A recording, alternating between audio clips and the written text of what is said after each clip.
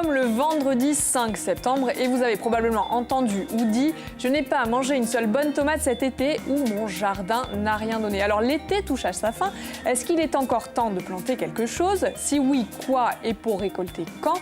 Si vous avez d'autres questions, n'hésitez pas à nous appeler en direct au 0800 3x0 900. Notre invité Sébastien aura sans doute la réponse. Bonjour Sébastien. Alors Sébastien, vous êtes jardinier à Tavers et on voit vous n'êtes pas jardinier du dimanche, hein, c'est le moins qu'on puisse dire. Vous êtes un adepte de la permaculture, on reviendra sur ce que c'est tout à l'heure. Mais en attendant, est-ce que vous pouvez me dire tout ce qu'on a autour? Qu'est-ce que ça fait de moi rapidement? Il y a des légumes considérés comme des légumes d'été, il y a quelques fruits. Ouais. Et puis il y a des choses un peu plus originales comme la rhubarbe, des aubergines. Les fameuses tomates que personne n'a eues cet été, hein, je ne sais pas si vous la voyez, elle est là. Des fruits, des fraises. Il y a déjà des petites courges, il y a des aromatiques, les oignons en tresse, et puis il y a des piments, et il y a des choses un peu plus originales comme l'oseille de Guinée par exemple. C'est ça donc. Oui. Hop. Alors Sébastien, on rappelle évidemment que tout ça c'est cultivé bio, donc ça veut dire que vous n'avez mis aucun produit chimique pour avoir tout ça. Rien, absolument rien cette année.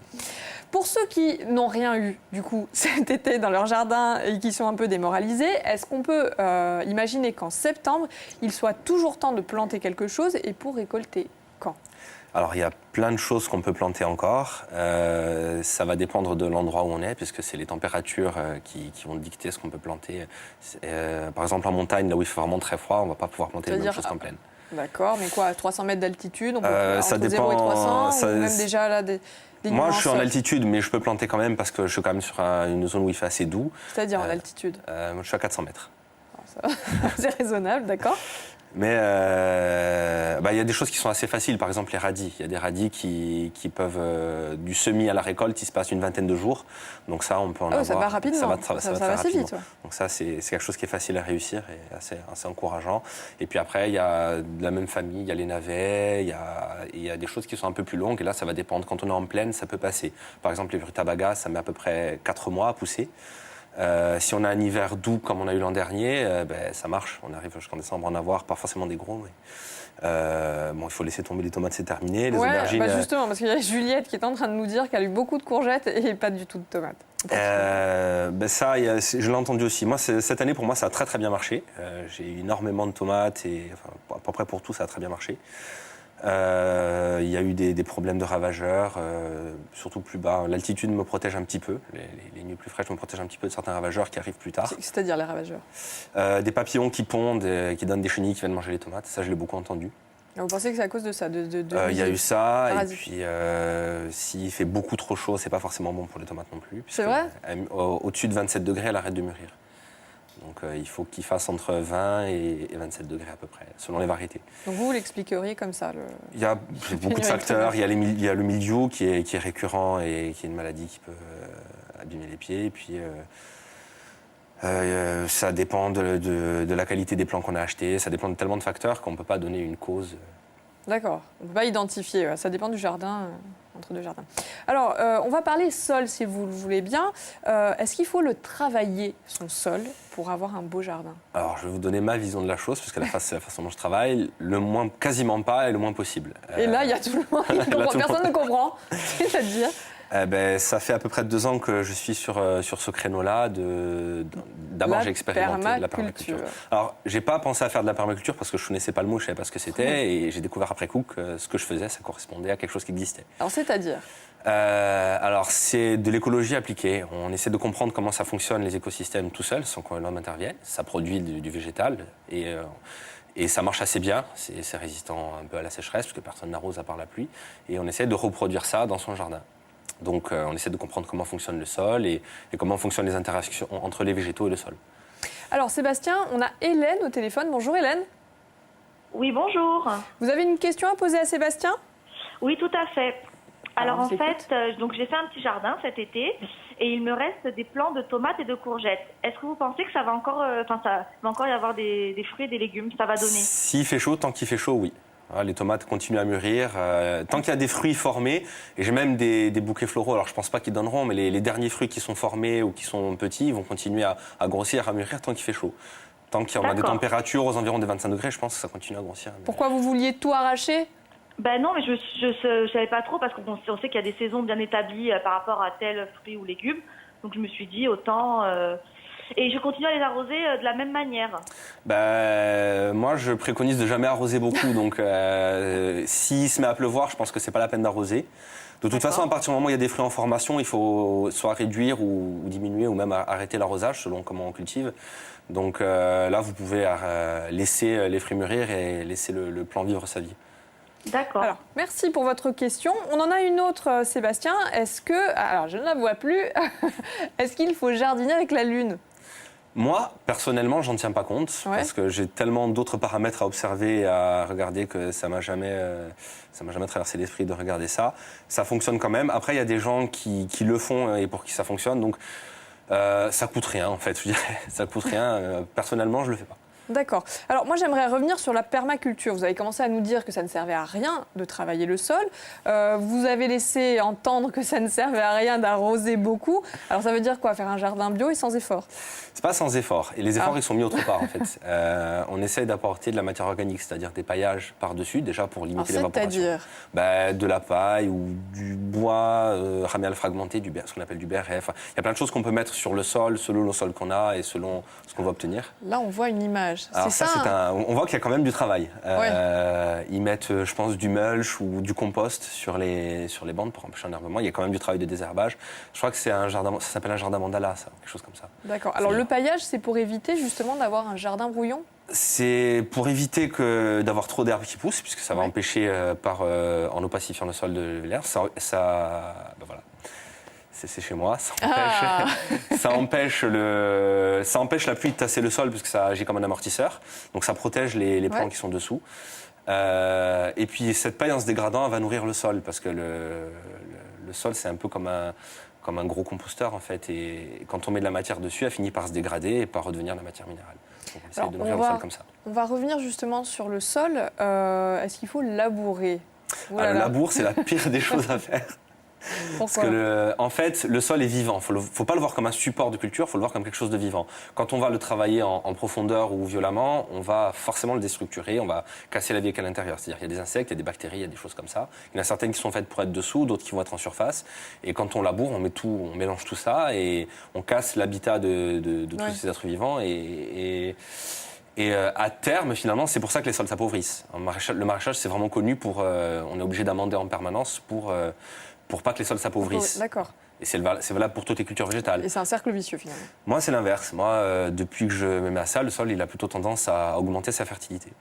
D'accord. Alors, pour ceux qui veulent nettoyer le jardin, parce que ça part évidemment d'un bon sentiment et qu'on a envie de bien faire, et qui, pour se débarrasser des herbes arrachées ou autres, vont les brûler, qu'est-ce qu'on peut leur dire? En fait, à partir du moment où on a enlevé les herbes, on les a extraites, la plante, elle a pompé des nutriments pour pousser. Donc, ce serait bête de les perdre. Donc, on fait un compost. Je pense que tous les jardins comment on devraient fait avoir un justement compost. le compost? Il faut juste empiler les végétaux, puis après le retourner. Il y a plusieurs façons de faire, avec des lombriques, pas avec des lombriques. Il faut que ça reste humide. Ouais. Il faut pas que ça sèche, parce qu'il y a besoin d'humidité, et il faut que ça reste oxygéné. Moi, nous, avec la personne avec qui je travaille, on le remue souvent, en fait. On le fait avancer comme dans un intestin, d'un couloir. Finalement, c'est le même principe qu'un intestin. Et ça met un certain temps. Mais les végétaux, il faut essayer de ne pas les perdre. Alors, soit on peut les garder en paillage, justement. On les remet sur la culture en essayant d'enlever les plantes avant qu'elles montent à graines pour ne pas ressemer ces plantes qu'on ne veut pas avoir. Et on peut les remettre en paillage ou alors on les met au compost et après ce compost on le réutilise au jardin. Mais il ne faut pas les perdre. Brûler en fait c'est perdu. C'est perdu, d'accord, c'est donc une très mauvaise idée. La bouillie bordelaise, je pense que tout le monde en a entendu parler. On a l'impression que c'est un produit miracle. Est-ce que c'est vrai? Ça sert à une seule chose et elle est autorisée en bio. C'est un produit qui va être en préventif, qui va protéger contre des maladies des champignons en fait. Et ça ne sert qu'à ça. Ça ne sert pas contre les insectes, ça sert juste... pour la tomate, la pomme de terre, ça sert contre le mildiou. Ouais. Et pour la vigne aussi. Spécifiquement pour la vigne, ils en utilisent beaucoup. Est-ce que sur les fleurs aussi, on peut en mettre? Ça sert pas à grand-chose. Absolument à rien. D'accord, très bien. Sébastien, l'association de plantes n'est pas innocente, ça a du sens. C'est pas uniquement parce que c'est joli ou parce que déjà, c'est bien. On a dit, tiens, on va en mettre ça à côté de ça parce que j'avais pas. Non, alors associer les plantes, déjà, on optimise l'espace parce que sur un espace où par exemple, on pourra avoir que des tomates, moi je mets d'autres légumes. Mais il faut penser quel espace va prendre la plante. Donc, on va en mettre une qui va monter. Le maïs, par exemple, je le mets souvent dans les cucurbitacées, dans les courges, dans les courgettes, parce que ça monte et donc ça ne se gêne pas. Puis il faut aussi essayer d'associer des plantes qui ont des systèmes racinaires qui sont compatibles. Alors un exemple. Par exemple, c'est une technique qui était beaucoup utilisée en Amérique du Sud, le maïs, les haricots et les courges ou les courgettes. Le maïs, il monte, le haricot grimpe dessus et la courgette reste au sol, couvre le sol. D'accord. Vous aviez un autre exemple aussi, oignon-carotte. Oui, c'est réputé. Ça, je l'ai pas encore fait parce que moi, les carottes, j'en fais pas, je les maîtrise pas bien pour l'instant. Je suis pas très bon sur les carottes. Mais ça va, vous gérez autre chose. L'odeur de chaque plante trompe l'odorat de l'insecte. Le ravageur de la carotte va être trompé. Alors, c'est jamais des choses qui sont efficaces à 100%. C'est juste un plus en fait à chaque fois. D'accord. Et les racines la carotte, c'est un système racinaire profond et l'oignon, c'est en surface, en superficie. Et donc, du coup, ça se croise Alors, jamais. on les colle pas trop, on les met ensemble, on les associe. D'accord. Comment on fait pour se débarrasser justement des parasites, des pucerons, des fourmis ou autres? Est-ce qu'on peut En général, on a tendance à dire, surtout en permaculture, que quand on a un problème, c'est qu'il y a un déséquilibre au départ. Donc plus on a un jardin équilibré, moins on est censé avoir de problèmes. C'est un peu ce qui se passe chez moi, mais il faudrait que je vois sur le long terme pour vérifier si c'est vrai. En tout cas, il y a quand même pas mal de choses maintenant qui se font en produits, en substances, on va dire naturelles, même si j'aime pas trop ce mot.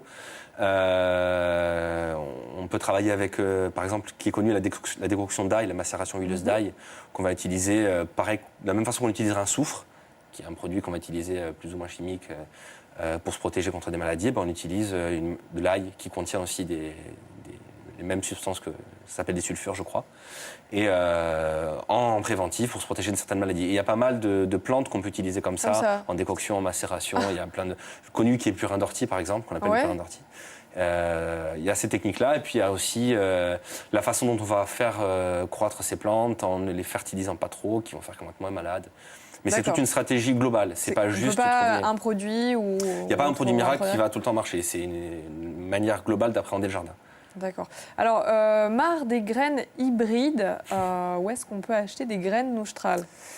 Alors, il y a des fournisseurs sur le continent qui font de la revente. Je crois que ça s'appelle les variétés population. Ça change tout le temps de nom avec la réglementation.